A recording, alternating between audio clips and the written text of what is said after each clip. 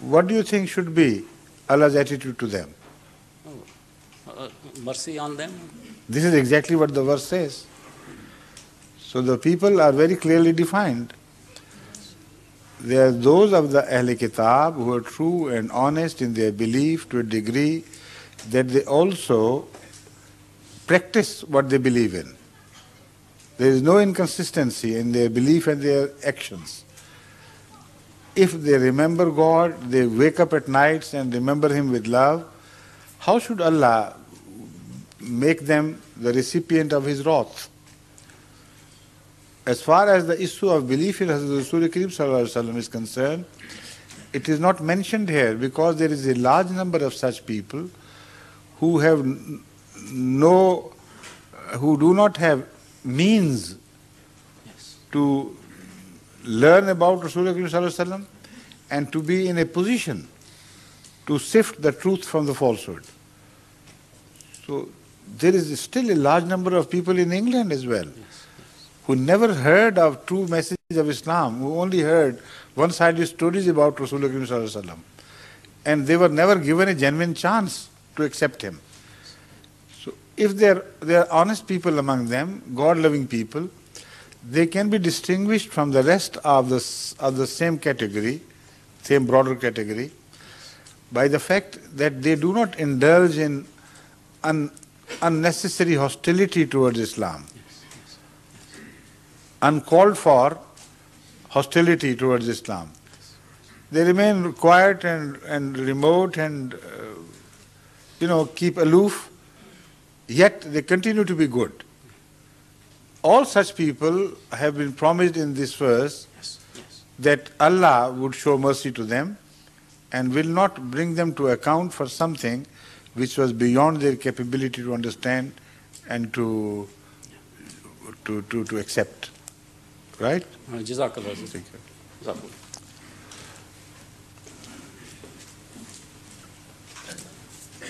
Right. Assalamu alaikum.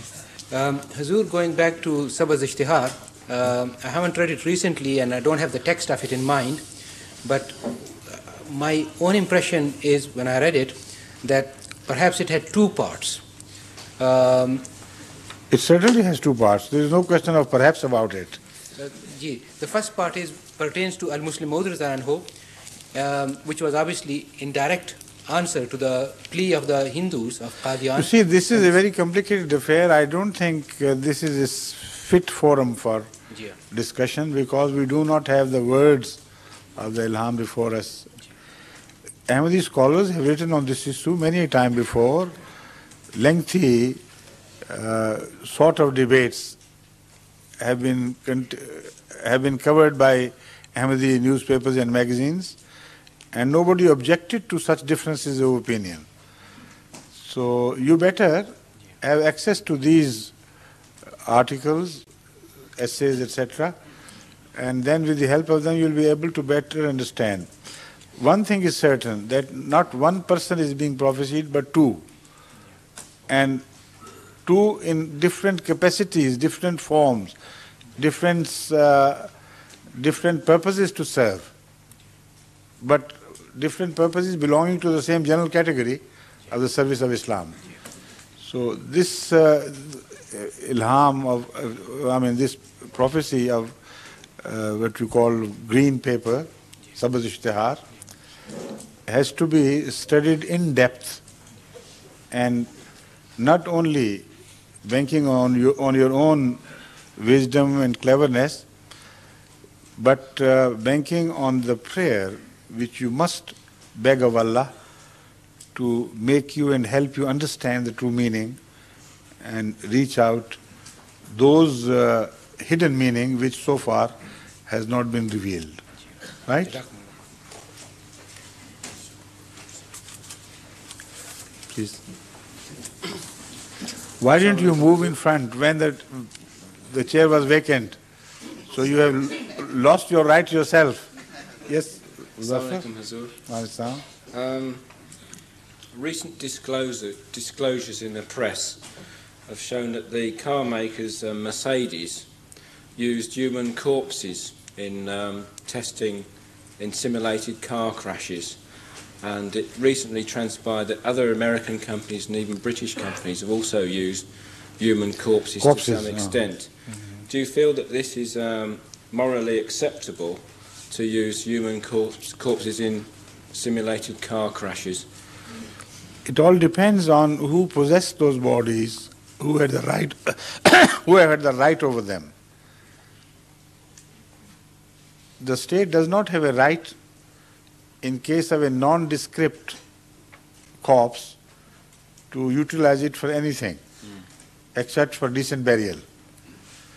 But those corpses which belong to some people, that is the nearest of kin and kith, if they are used for some purpose for the benefit of the society, whereby they do not object to it, those who have the right of possession of those corpses. The Holy Quran refers to such right as wali. So even the dead bodies have a wali. So that is to say, those who inherit a dead person, they also become the wali of that person. So if they permit readily, then there is no reason why there should be any objection against it, because it has not been mentioned anywhere that such usage is haram or prohibited. Thank you very much. Right. Again, the fundamental principle of death versus life. Death can be made to serve life. Life can't be made to serve the dead or death. So it is the service to life for which the dead corpses are being used. And moreover, by society, we do not care for morality anyway, in more serious areas. Why must they concentrate on these small areas of doubtful nature to express their sense of morality? Thank you.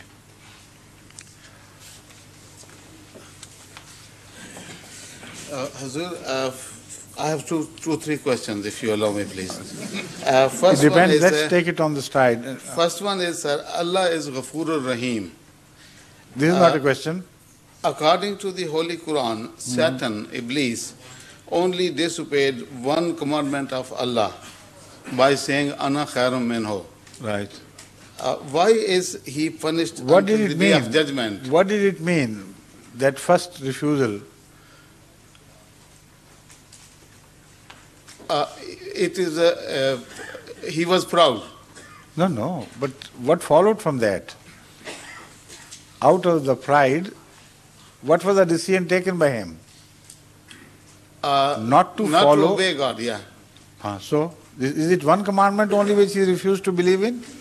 I mean, Allah is Ghafurur Rahim, and for one... Allah is Ghafurur Rahim, which, from that you infer that if you refuse to obey him in everything he says, he still should not punish you.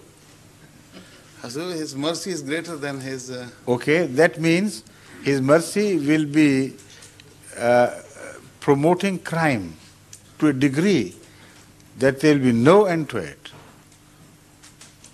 According to your understanding of the word mercy, if it is told to the whole mankind, that do whatever you may please, you will be forgiven, that will be an open license for you to commit crime against all innocent people in the world.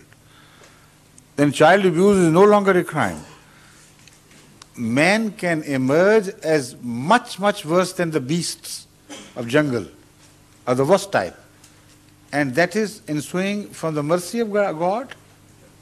For God's sake, try to understand. How can you create inconsistency of such a nature? On the one hand, he is merciful to the criminal, and on the other hand, he is so cruel to the innocent.